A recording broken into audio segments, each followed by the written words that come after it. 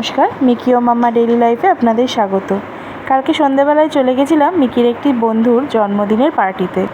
Blue cap পরা ছেলেটিরই কালকে জন্মদিন ছিল। ওর নাম ছিল অর্ঘদীপ।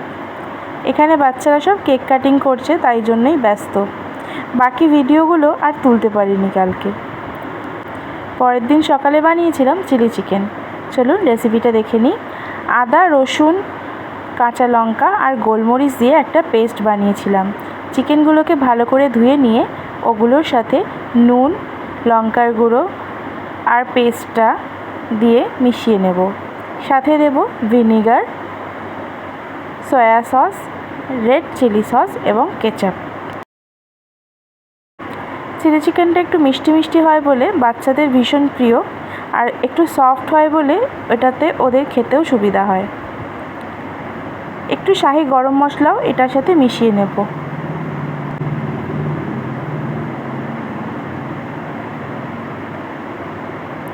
সব জিনিসগুলো দিয়ে চিকেনটাকে ভালো করে মাখিয়ে নেব।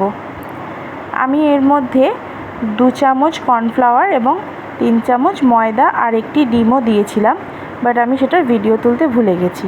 সব জিনিসগুলো ভালো করে মাখিয়ে নিয়ে 1 ঘন্টা রেস্টে রাখার পর সুন্দর করে পকোড়ার মতন ভেজে নেব।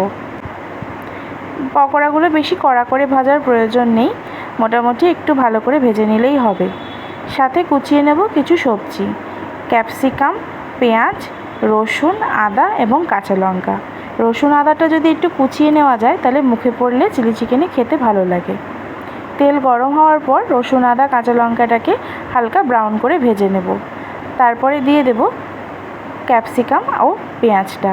ক্যাপসিকাম ও পেঁয়াজ দেওয়ার সাথে সাথে এর মধ্যে নুন দেবেন না, তাতে কি হয় জিনিসগুলো নরম হয়ে যায় এবং খেতে ভালো লাগে না।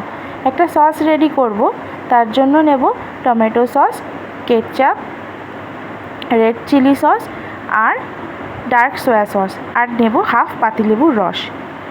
দিয়ে ভালো করে মশলাটা মিশিয়ে নেব। সাথে একটু পরিমাণ মতো নুন, চিনি এর মধ্যে অ্যাড করে দেব, আর দেব 1 চামচ রেড চিলি পাউডার। এইবারে রেড চিলি পাউডারটা কাশ্মীরি রেড চিলি নেবেন, তাতে রঙটা সুন্দর হবে, ঝালটা কিন্তু কম হবে। ভালো করে সব জিনিসগুলো মিশিয়ে নেব। একটু সামান্য জল দিয়ে দেব, নাহলে গ্রেভিটা ভালো হবে না। তারপরে ভেজে রাখা চিকেনগুলো ওর সাথে মিশিয়ে নেব।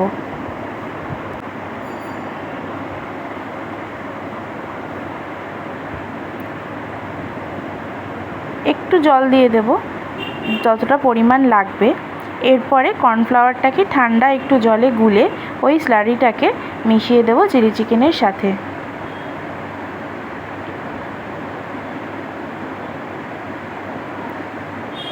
ব্যাস রেডি আমাদের চিলি চিকেন।